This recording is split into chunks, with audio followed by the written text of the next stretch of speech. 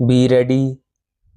Start. It is to be noticeable that Honorable Supreme Court, while laying down the law that in contempt jurisdiction no positive mandatory direction can be issued outside the scope of the order which is being alleged to have been violated by the authorities, has elaborately observed therein that the purpose of contempt jurisdiction is to uphold majesty and dignity of the courts of law. It has further been observed that the Contempt of Courts Act has been introduced for the purposes of securing the feeling of confidence of the people in general for true and proper administration of justice in the country.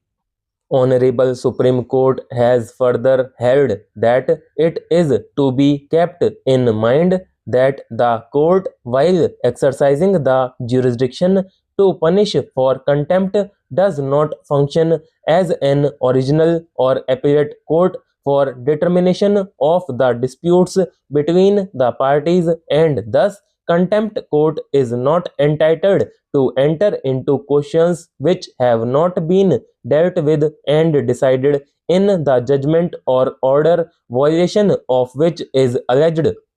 The ratio of the said judgment of Honorable Supreme Court in the case of Rakesh Prasad Supra is not being disputed by the learned counsel appearing for the respondents, and in my opinion as well, it cannot be disputed.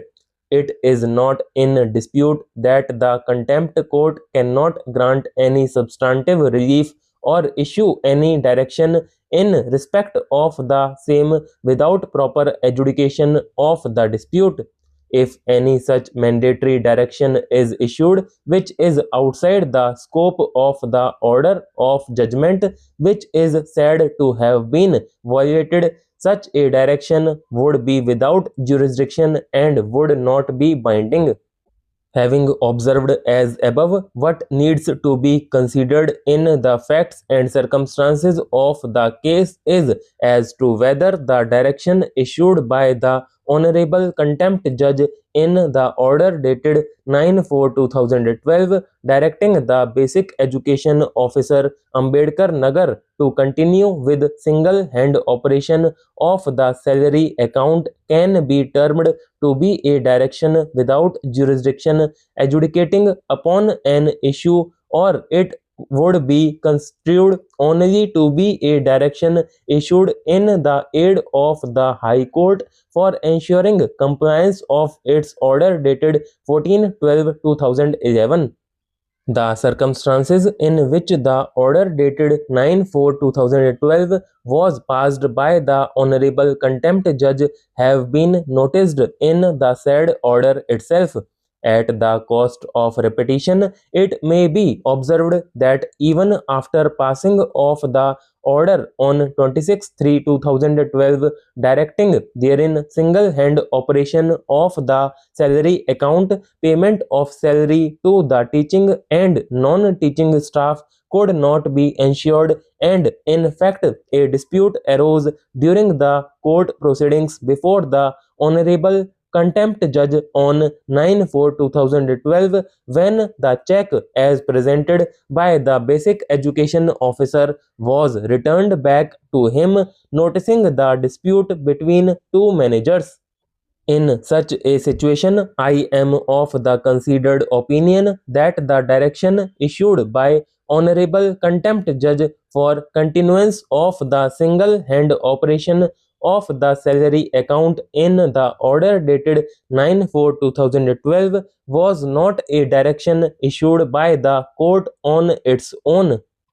It may also be noticed that on 9/4/2012, when the order was passed by Honorable Contempt Judge, at least two writ petitions, namely writ petition numbers 1081 MS of 2011 and 1244 MS of 2011, were pending, which in fact are still pending, where substantively the issue raised is in respect of the dispute concerning management of the institution.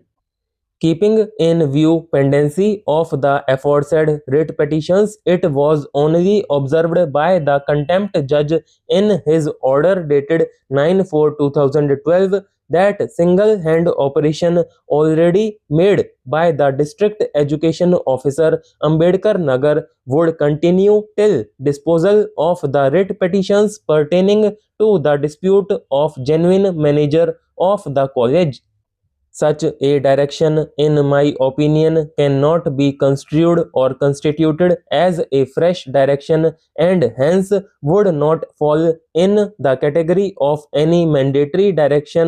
outside the scope of the jurisdiction available before Honorable Contempt Judge for ensuring compliance of the order dated 14/12/2011 passed by this court in writ petition number 6299 SS of 2011.